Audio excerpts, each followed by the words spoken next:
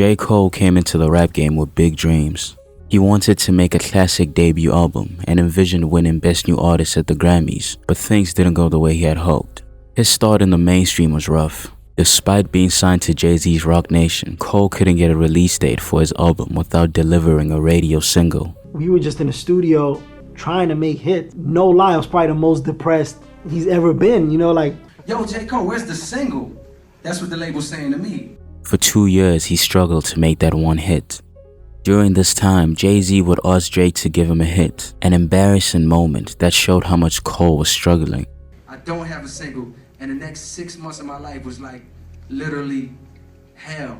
And I have been praying for this record, I promise you. Eventually, he released Workout, a track that did gain attention but disappointed many of his core fans and people who believed in him. So I get a release date and we dropped the single. It was the worst response on any song I've ever. You gotta understand that, like, to my fan base, it's like, yo, that's the chosen one. The backlash made him doubt himself deeply. He never wanted to chase numbers, but instead he found himself compromising, something he'd always sworn against. Then almost out of nowhere, Kendrick Lamar arrived with his debut. He delivered exactly what Cole was trying to achieve, a debut album that balanced artistry and mainstream success. Good Kid, Mad City wasn't just a success, it was immediately hailed as a classic. A lot of people say it's an instant classic. That's great. I love that.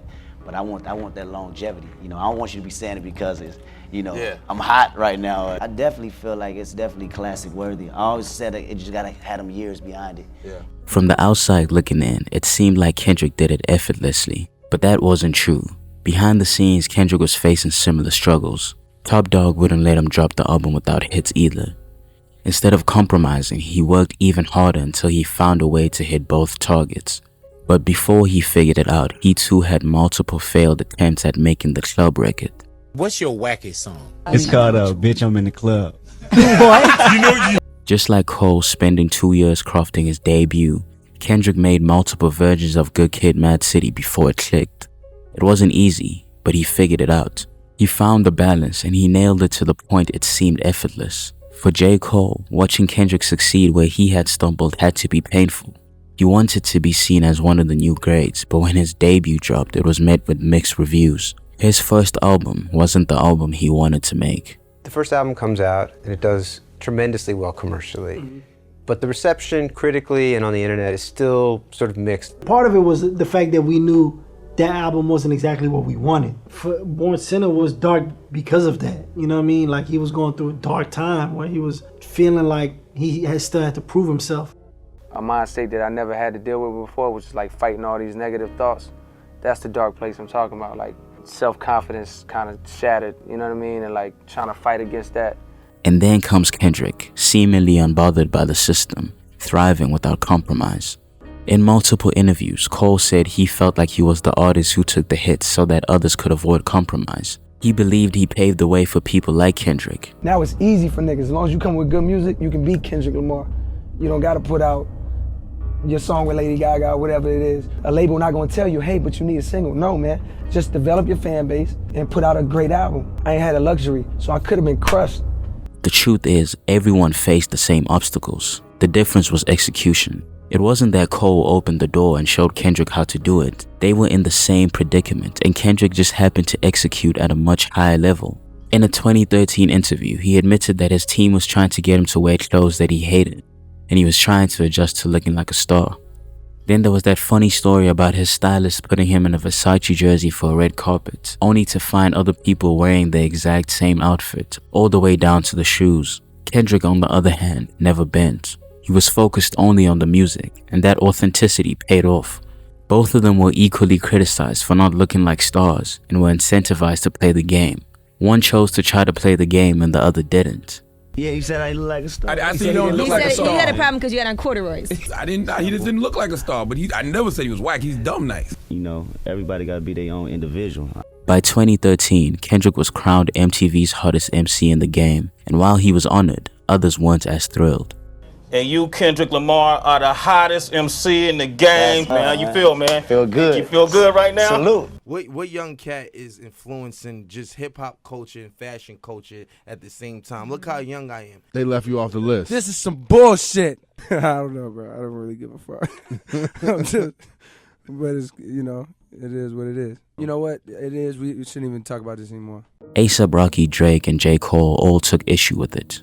Cole initially brushed it off with "I don't really care," but his actions told a different story. Drake responded with 5 a.m. in Toronto. Then he and J.Cole dropped the Jodeci freestyle, where both of them took subtle jabs at Kendrick.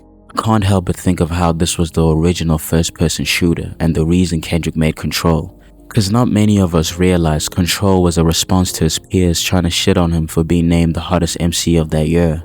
J. Cole was always incredibly competitive. He has always wanted to be the best rapper and make the best albums. This competitive spirit is what led him to dropping an album on the same day as Kanye West. I'm a competitor, so I didn't feel good if they passed back the test and somebody got a 95 and I got a 85. I'm gonna feel away.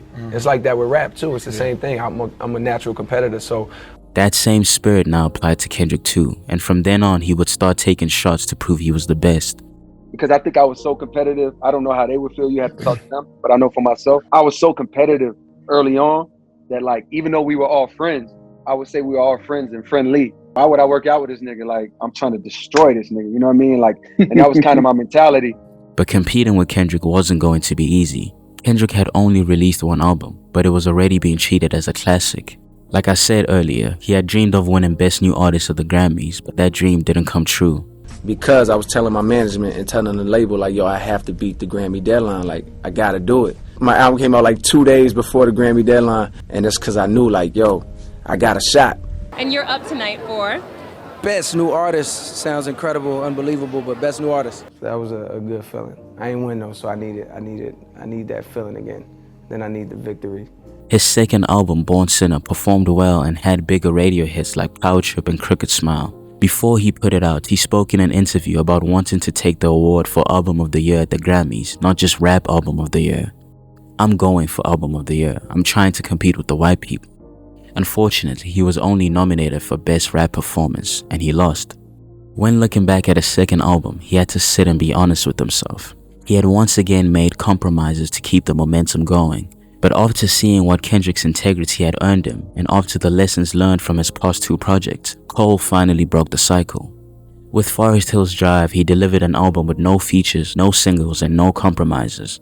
He finally did it in his own way, and it worked. I got rid of all old pressures that people think is the right way. What's the single? Who's on the album? That's old. I had to literally come to grips with this album might not sell. It was a scary thing for me. It didn't sell. I came to terms with that already. It sold? You serious? And I remember because somebody at Rock Nation was like, what do y'all think, y'all Beyonce or something? Like, it ain't never gonna work, you know? The album was celebrated by fans and critics alike. It felt like redemption. But just 3 months later, Kendrick returned with To Pimp a Butterfly. J. Cole had finally delivered his magnum opus, but Kendrick delivered something even bigger. The album wasn't just great, it was considered an all-time classic from the start. Rolling Stone magazine called our next guest the greatest rapper of his generation. You got most Grammy nominations for a rapper in a year. You almost had the same amount of nominations as Michael Jackson for Thriller. The legend. With 11 Grammy nominations, Kendrick swept every rap category. J. Cole received just 2 nominations and lost both to Kendrick. It was devastating.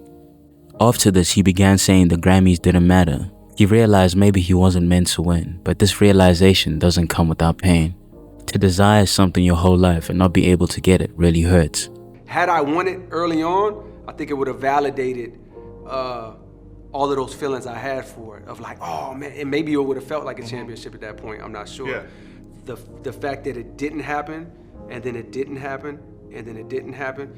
First there was the same feeling of like, wait, why they not rocking with me, boom, boom, boom. And then after time, and like, it becomes clear that it's like, oh, wait a minute, like those things weren't for you. From tweets and interviews, he would say he is happy he didn't win any Grammys, but his continued references to it suggest otherwise. So Cole spoke with GQ extensively about not winning a Grammy. He said, I'm not supposed to have a Grammy, at least not right now, and maybe never. And if that happens, that's just how it was supposed to be. By the time J. Cole truly embraced his own authenticity, Kendrick was miles ahead. When he later released For Your Eyes Only, people criticized it for taking from To Pimp a Butterfly's blueprint. Meanwhile, Kendrick elevates it again with Damn, adding another possible classic to his name, one that also became his most commercially successful. Now Kendrick both had critical acclaim and chart dominance. Cole couldn't compete on either front. While he was playing catch up to Kendrick, Kendrick was focused on beating Drake. But then Kendrick Lamar went quiet. And in 2019, J. Cole picked up his pen again. He began killing features, sharpening his skills, and reminding everyone what he could do. For years, he delivered high-quality verses. He was back, hungrier than ever. And just when it seemed like he was catching up, Kendrick teased his return, saying he was coming to smoke on everybody's top 5, which raised all our expectations. J. Cole was rapping at his best, and Kendrick was coming back. But when Mr. Morale and the Big Steppers dropped, it wasn't the explosive return people anticipated. It was personal, introspective, and polarizing. For the first time, there were a lot of people that called the Kendrick album a disappointment. He looked vulnerable while J. Cole was finally hitting his stride. People began to reshuffle their big 3 rankings. I saw a lot of people putting J. Cole above Kendrick and Drake. Kendrick talking shit to everybody in the world but a nigga named Jermaine. My rapper order it has to change. J. Cole is number 1 in that rapper order. It has to. It has to. He also started throwing subliminals again, just like he did at the start of his career. His drive to be the best was fueled by feeling like he was being overlooked his whole career. Yes, he built his own path, but he still wanted the respect from the game as the best. He kept mentioning people putting him number 3 behind Drake and Kendrick because it really bothered him. The 2 Grammys he's won were features for other people's songs. His only number 1 on Billboard was a feature with Drake. He wants to achieve those things himself, with his own singles and his own albums. I'm cool. I almost feel better not having my first number 1 be off of Drake alley-oop. You know what I mean? Like, I love Drake, and I love that I'm a part of that moment with him with Michael Jackson, but it's like, bro, it's like getting a Grammy with 21. It's like, bro, I love that for you. Yeah. Shit, I almost don't, you know, nah, I want y'all to keep me right where y'all had me. You know what I mean? Grammy-less, nigga. Don't throw me no sympathy Grammys, you know what I mean? Like, I don't want none of that. For a while, it looked like he was taking the spot from Kendrick, until he hopped on First Person Shooter with Drake.